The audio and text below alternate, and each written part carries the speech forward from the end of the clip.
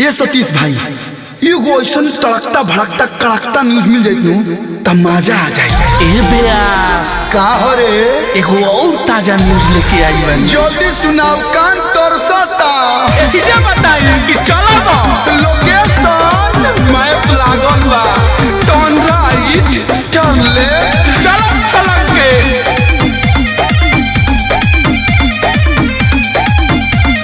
सदी के दिन काहे करता रुहाला बिचवे में रोक देले बारू जहे माला। अरे डीजे वाला गाना बंद कर। अरे सदी के दिन काहे करता रुहाला बिचवे में रोक देले बारू जहे माला। गांव समाज जुटल राज आज खोली। साफ सुथरा बात बताओ, एक सेकंड साफ सुथरा बात बताओ कि तू पति के साथ रहबू कि लवर के साथ रहबू? हम लभर जी पर हम मारो मरदा का गोली मारो मरदा का गोली चढ़ो यारा रात डोली। अरे होई खतरनाक हमके बुझियो ना भोली। मारो दुल्हा का गोली चढ़ो यारा रात डोली। मारो के माहौल का बड़ाई देबू कहा। मैडम आइल बारात लौटाई देबू का।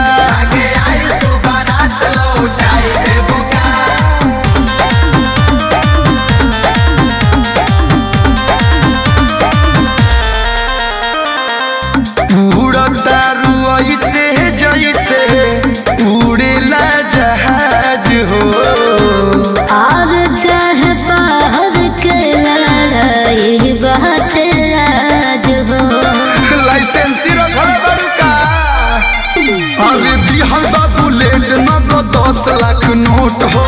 अपना लभर जी के दे कैसे छोट हो। शादी खातिर बाप तोर बेचले बा कोहनी। तोरा के कोनो डरावता धमकावता बताओ के करा साथे रहबे। हम लभर जी पर ना मनो मारो मरदा का गोली मारो मरदा का गोली चढ़ो यारा बात डोली। जीवन भर यार हम सब बोझा ढोली। खिया देले बा कुछ। मारो दुल्हा का गोली चढ़ो यारा बात डोली।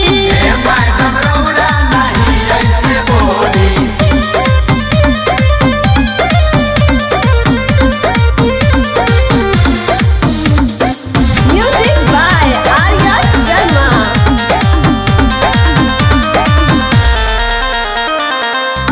भरबू तू आहबिया के नसील हो। सोना जैसन सोनावा के तू रब कैसे दिल हो। हमरो के रुआ के छोड़बे का। लव हरिया लव नहीं खाए के दीही। छोड़ब जे पगला जहर आज पी। कोलू अखिलेश जी करावे मन डोली। आजकल लोग मीडिया को बदनाम कर दिए हैं लेकिन हम कहतनी तू के करा साथे रहबू। हम लभर जी पर रहब। ई ना मानी। मारो मरदा का गोली मारो मरदा का गोली चढ़ो यारा रात डोली। असुआ दीपुआ ले जाए यही डोली। गाना किनारे रहबू। मारो दुल्हा का गोली चढ़ो यारा रात डोली।